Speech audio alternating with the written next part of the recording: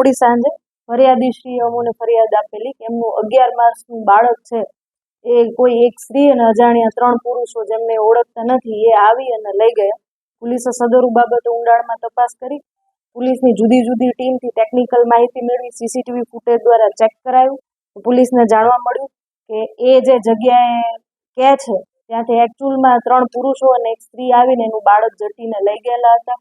ત્યારબાદ બસ સ્ટેશનના CCTV camera check કરાવ્યા.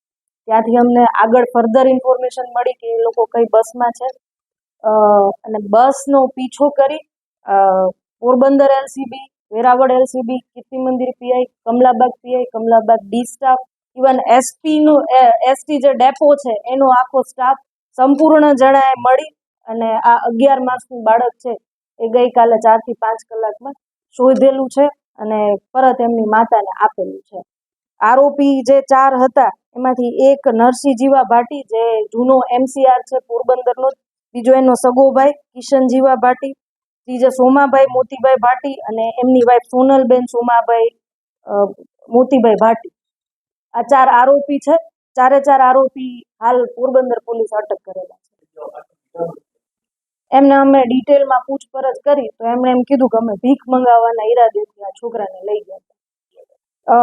આ જે 4 આરોપી છે એમાંથી જે લેડીઝ છે એને બાળકની માતાની જોડે પૂછપરછ કરીને એમની પાસેથી જાણી લીધું કે આ બાળકની જે માતા છે એની આગળ પાછળ કોઈ છે નહીં. એનો હસબન્ડ 1 મહિના પહેલા મૃત્યુ પામેલ છે. એના સાસુ સસરામાં કોઈ નથી. એના માતા પિતા પક્ષે કોઈ નથી.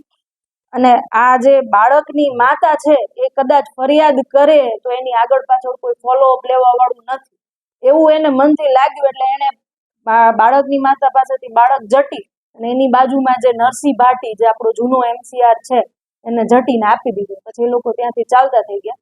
આમાં બીજું પણ હું એડ કરીશ કે એ જે બાળકની માતા છે એ 10-15 મિનિટ આજુબાજુમાં ફરીને એને કીધું મદદ માટે પણ કોઈ એમની મદદ કરવા ના આવી. પછી કોઈ એમને ચીંધ્યું કે તમે આ જગ્યાએ પોલીસ સ્ટેશન જાઓ ત્યાં તમારી ફરિયાદ લેશે. પછી એવો સીધા પોલીસ સ્ટેશન આવીને પોલીસ સ્ટેશન રજૂઆત કરી.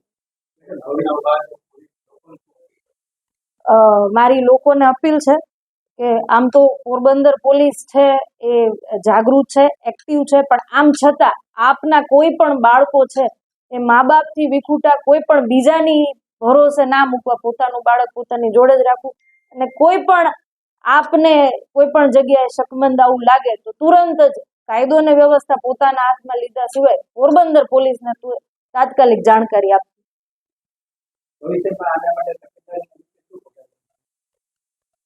ભવિષ્યમાં પેટ્રોલિંગ જે કોઈ પણ બાતમી હજુ અમે આરોપીને લઈ આવ્યા છીએ અને આરોપીની આ બાબતે ડિટેલમાં પૂછપરછ શરૂ છે.